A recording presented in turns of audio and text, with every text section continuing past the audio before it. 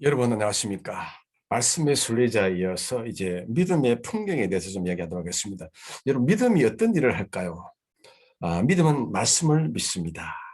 그 믿은 말씀이 결국은 우리 삶 속에 이제 풀어놓는 것은 믿음이 되는 것입니다. 믿음은 저 하늘나라 아름다운 풍경을 우리에게 가지고 와서 이 3차원 세계에 살고 있는 우리에게 보여주는 것입니다. 그래서 실로 믿음이 하는 일은 굉장히 큽니다. 하나님 백성도 만들죠. 또 하나님 자녀를 만들죠. 하나님도 화목되게 만들죠. 이 땅에 살 동안 영혼이 잘 되고 범사에 잘 되고 강건한 삶을 또 살게 해주지 않습니까? 그래서 오늘은 먼저 50대, 60대에 필요한 믿음이 어떤 믿음일까? 거기에 대해서 먼저 좀 이야기를 하려고 합니다. 슬라이드를 보면서 하도록 하겠습니다. 우리 그리스도인이 추구하는 믿음에는 네 가지 믿음이 있습니다. 모든 우리 그리스도인들은 한 번쯤 다 이 과정을 또 거쳐가게 됩니다. 제일 먼저 우리가 믿는 믿음이 무엇이냐 하면 바로 교리적인 믿음입니다. 저도 1983년 1월 달에 교회에 나가서 당시에 교회에 나가서 이제 말씀을 듣고 또 말씀을 배운 기억이 납니다. 사실 그때 말씀을 배울 때 바이블 리더가 아무리 이야기를 해도 그 말씀이 그냥 머리로서 이해하려고 노력을 했지 마음에 전혀 와닿지는 않았습니다. 아무리 뭐 신적 권위의 말씀이든지 어쨌든 이 교리적인 믿음은 그냥 사실은 머리의 믿음인 것입니다. 그래서 진리가 아무리 들어와도 그 진리가 내 심령을 터치를 못하는 그런 믿음이 되는 것입니다. 그러나 이 교리적 믿음도 굉장히 그 의미가 있고 그 자체의 가치가 있는 믿음이 되는 것입니다. 이것보다 이제 조금 더 삶 속에 믿음이 조금 활동하는 그런 믿음이 있는데요. 바로 한시적인 믿음이 되는 것입니다. 이 한시적인 믿음은 돌밭에 이제 이 씨가 부러져서 그 뿌리를 못 내리면 죽지 않습니까? 바로 그런 믿음.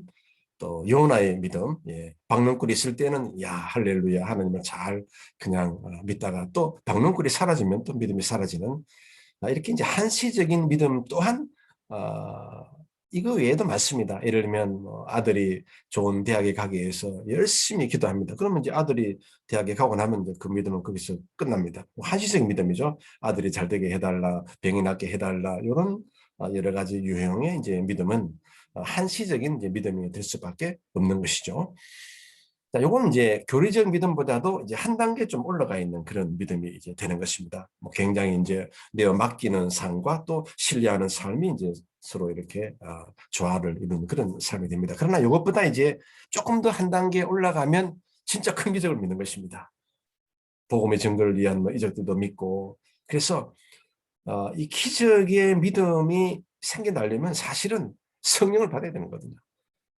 성령을 받으면 사실은 우리 안에 이 자연적인 믿음에서 완전히 수직 상승을 하게 되지 않습니까? 성령 세례 받자 말자 완전히 사람이 달라지게 되는 것입니다. 믿음이 완전히 그 사람을 변화시킵니다. 과거의 그 어떤 모습이 굉장히 완전히 사라질 만큼 이 믿음이 하는 일은 실로 엄청납니다. 사람 자체를 완전히 바꿔버리죠. 3차원 자연의 믿음에서 완전히 4차원 영적 세계의 믿음을 이제 품게 되는 것입니다. 그래서 이 진리의 말씀보다도 이 한시적 믿음보다도 이 기적의 믿음은 굉장히 아주 수준에 도달한 그런 믿음이 되지 않겠습니까? 그러면 이제 마지막 한 믿음이 더 있는데요. 이 단계의 믿음이 이제 가장 어떻게 보면 여러분과 저에게 그 마지막 코스의 믿음이 아니겠느냐 그렇게 보고요. 바로 의롭게 되는 믿음인 것입니다. 하나님 역사를 그냥 믿는 것이죠. 뭐 응답이 있든 없든 뭐 귀에 듣기든 눈에 보이든 관계없이 예를 들면 아브라함이 이제 새벽에 잠자는 아브라함을 하나님 밖으로 불러내서 아브라함아 아브라함아 저 하늘의 별이 보이느냐 예 보입니다. 저 별들이 너 자손이 나중에 저 별들과 같게 되리라. 이 아브라함이 예 아버지 그거 믿겠습니다. 그때 이제 하나님께서 아브라함에게 이야기하기를 그래 너는 내 말을 듣고 순종하니 너는 의로운 존재다. 바로 이 의롭게 되는 믿음 이것이 이제 가장 차원 높은 그런 믿음이 되는 것입니다. 모든 우리 신앙인들은 초기에는 교리적 믿음에서 한시적인 믿음으로 또 한시적 믿음에서 또 좀 더 큰 기적의 믿음으로 이 기적의 믿음을 이제 조금 초월하면 그때부터는 이제 어렵게 되는 믿음 정말 이제 아주 품위 있는 믿음이 품격 있는 그런 믿음이 되는 것이죠. 이렇게 우리는 그리스도인이 추구하는 믿음에는 이제 네 부류가 있다. 그래서 앞으로 남은 인생을 이제 어떻게 가야 되겠느냐. 신앙의 길이가 길어질수록 위에서 아래로 이렇게 내려가는 그런 믿음을 가지는 것이 좋겠다. 우선 그것을 좀 전제로 하고요. 네, 조금 전에 말씀드린 것처럼 마태복음 말씀을 보면 들으는 흙이 얕은 돌밭에 떨어짐에 흙이 깊지 아니하므로 곧 싹이 나오나. 그 다음 요거에는 해석입니다. 돌밭에 뿌려졌다는 것은 말씀을 듣고 즉시 기쁨으로 밭에 오래가지 못합니다. 뿌리를 내리지 못합니다. 결국 그 믿음이 그냥 사장이 되고 마는 것입니다. 야간 우리 안에 이 믿음은 교리적 믿음, 한시적 믿음, 기적의 믿음, 또 어렵게 되는 믿음 이것이 항상 사실은 공존하고 있습니다. 그중에 날이 갈수록 신앙의 길이가 길어질수록 이제 사문 쪽으로 가야 되겠다. 그 이야기를 제가 좀 하고 싶은 거고요. 오늘 제가 이제 진짜 하고 싶은 이야기는 바로 이겁니다. 제 구독자 중에 40대 후반 그리고 50대, 60대가 가장 많습니다. 그래서 제가 마음 먹고 50대, 60대를 겨냥해서 이제 어떻게 이제 우리가 이 신앙의 남은 여생의 신앙 생활을 해야 되겠느냐. 뭐 거기에 대해서 조금 이제 관심을 가지고 또 그림을 한번 그려본 것입니다. 이 오른쪽으로 가면 신앙의 길이가 되고요. 신앙의 연륜. 이제 이쪽으로 가면 이제 신앙의 열정 내지는 이제 말씀을 듣고 막 열정 또는 뭐 말씀을 듣고 반응 그런 쪽으로 이해하면 되겠습니다. 이제 모든 사람들은 신앙 초기가 있습니다. 신앙 초기에는 신앙 열정이 없죠. 그냥 교리적 믿음만 들어오기 때문에 이 마음에 어떤 뜨거운 열정이 생기지 않습니다.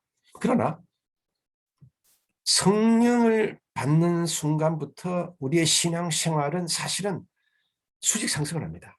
그렇지 않습니까? 여러분의 신앙 생활 뒤돌아보면 이 그림이 아마 실감이 날 것입니다. 모든 것이 바뀝니다.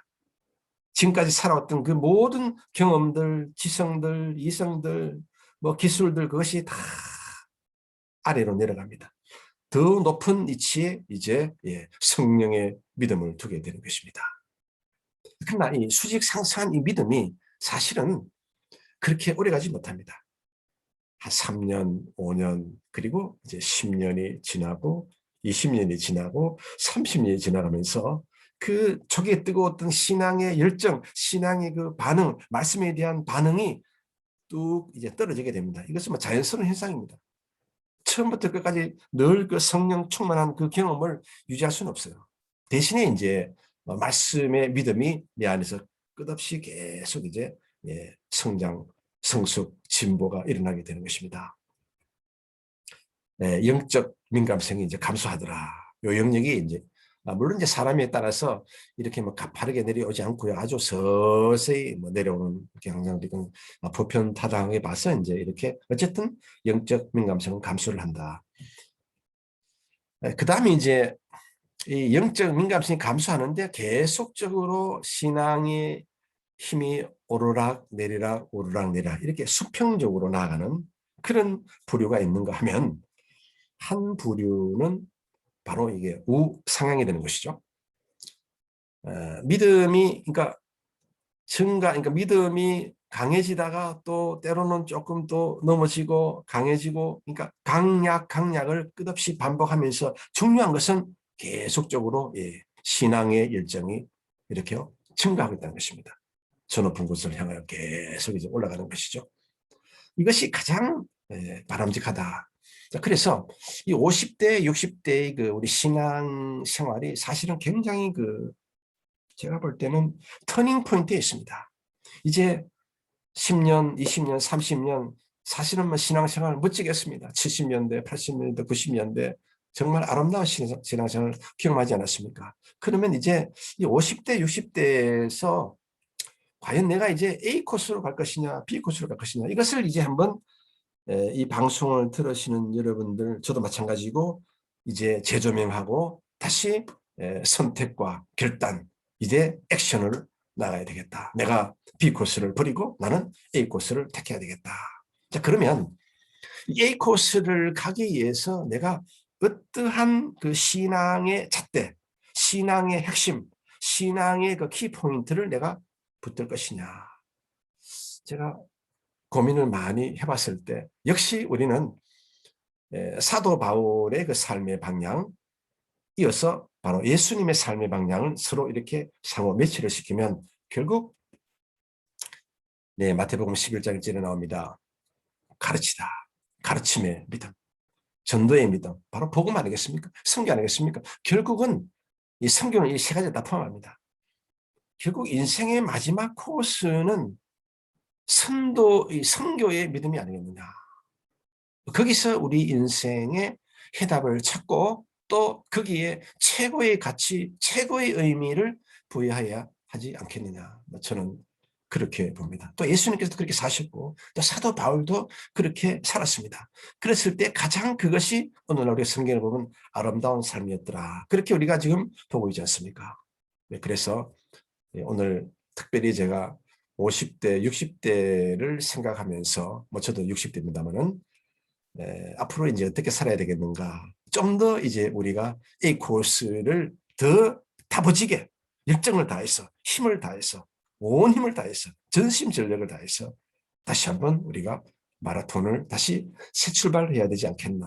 그런 의도에서 오늘 특별히 제가 이 그림을 그려가면서 여러분들에게 설명을 드리는 것입니다. 꼭 기억을 하셔서 다시 한번 이제 신앙생활을 재조명해서 새 출발하시기를 바랍니다. 그 다음 이제 말씀드리고 싶은 것은 이제 큰 믿음, 작은 믿음의 기준점이 무엇인가. 제가 언젠가 말씀을 드린 것 같습니다. 이 신앙생활이라고 하는 것은 믿음 생활이라는 것은 핵심을 잡아야 되는데 첫 번째는 맡기는 것입니다. 내어 맡김. 내어 맡김의 믿음이고 그 다음은 절대절명의 신뢰의 믿음입니다. 내어 맡김의 믿음, 신뢰의 믿음. 이 두 쌍축을 잡아야 됩니다. 예를 들면 베드로와 백부장의 믿음의 차이가 무엇입니까? 베드로는 처음에 열심히 잘 믿었습니다. 믿고 바다에 뛰어내렸습니다. 그러나 조금 가다가 실패합니다. 의심이 들어옵니다. 그러니까 첫 마음과 나중 마음이 틀어져 버렸습니다. 그러나 백부장은 믿지 않았습니다. 시작과 끝이 같았습니다. 그렇지 않나요? 그래서 끝까지 주님을 신뢰하는 것. 저희 경험적으로 보면 이 맡기는 신앙은 참 좋은데 신뢰하는 신앙이 좀 결여되어 있다는 것입니다. 저도 마찬가지입니다. 그걸 이기려고 아주 그냥 온 힘을 다하고 있습니다만은 끝까지 주님을 신뢰하는 것 여러분 꼭 기억을 할 필요가 있습니다. 이게 바로 50대, 60대가 우리가 잡아야 될 그런 믿음이 되는 것입니다. 그 다음 이제 50대, 60대에 제가 좀 관심을 가지고 이야기하고 싶은 것은요. 믿음의 세 뿌리가 있습니다. 뭐냐 하면 이 지성의 믿음, 머리죠. 이 머리의 믿음. 그 다음에 감성, 마음의 믿음. 그 다음에 온 몸, 의지가 참 중요합니다. 그래서 이 지성의 믿음, 감성의 믿음, 의지의 믿음, 이 세 개의 믿음이 합쳐져야 됩니다. 요 세 믿음이 합쳐진 가장 좋은 모델은 바로 수로 번역의 여인, 이방 여인이죠. 말씀을 먼저 볼까요? 이게 보면 그 여자는 헬라인이요 수로 번역의 족속이라 자기 딸에게서 귀신 쫓아내 주시기를 간구하거늘 예수께서 이르시되 자녀로 먼저 배불리 먹게 할지니 자녀의 떡을 취하여 개들에게 던짐이 마땅치 아니하니라. 그러니까 이 말을 듣고 보통 사람 같으면 굉장히 자존심이 엄청 상하지 않겠습니까? 그러나 이 수로 번역의 여인은 지성의 믿음, 감성의 믿음, 의지의 믿음이 똘똘 뭉쳐져서 뭐라고 이야기합니까? 여자가 대답하여 이르되 주여 올소이다마는 상아의 개들도 아이들이 먹던 부스러기를 먹나이다. 좋습니다. 지금 저는 개입니다. 자신의 그 인격을 완전히 땅에 쏟아버리고 온 의지를 다해서 온 지성을 다해서 온 마음을 다해서 온 의지를 다해서 예수님의 말씀을 믿었더라. 이것이 바로 의지적인 믿음이 되는 것입니다. 수로 보니게 이방인 여인으로부터 우리가 배울 것은 바로 의지의 믿음. 이게 바로 50대, 60대 끝까지 안 느껴도 보이지 않아도 느끼지 않아도 그냥 끝까지 가는 믿음. 그것이 바로 50대, 60대의 아주 성숙한 믿음이 아니겠습니까? 예수께서 이르시되 이 말을 하였으니 돌아가라. 귀신이 너 딸에게서 나간대라 하시며 할렐루야 아멘입니다. 여기에 보면 이 스펄전 이야기가 나옵니다. 작은 믿음은 당신의 영혼을 하늘로 가져갈 것이며 큰 믿음은 하늘을 당신의 영혼을 영혼에 가져올 것이다. 야, 정말 아름다운 진술문이 아닐 수가 없습니다. 네. 큰 믿음, 작은 믿음 기준점은 꼭 기억하시기 바랍니다. 맡기는 신앙, 맡김의 믿음은 좋습니다. 그러나 신뢰의 믿음이 떨어집니다. 이 두 개가 합쳐져야 됩니다. 그래야 큰 믿음이 나올 수가 있는 것입니다. 강한 믿음이 나올 수가 있는 것입니다. 그것을 꼭 기억을 해 주십시오. 그래서 시작과 끝이 같은 믿음. 이것이 바로 이제 한 50대, 60대가 되면 이제 그냥 뭐 눈에 보이지 않아도 나는 믿는다. 듣기지 않아도 나는 믿는다. 마음으로 느끼지 않아도 나는 믿는다. 말씀을 믿는다. 그게 바로 의로운 믿음의 전형적인 한 모델이 되는 것입니다. 예.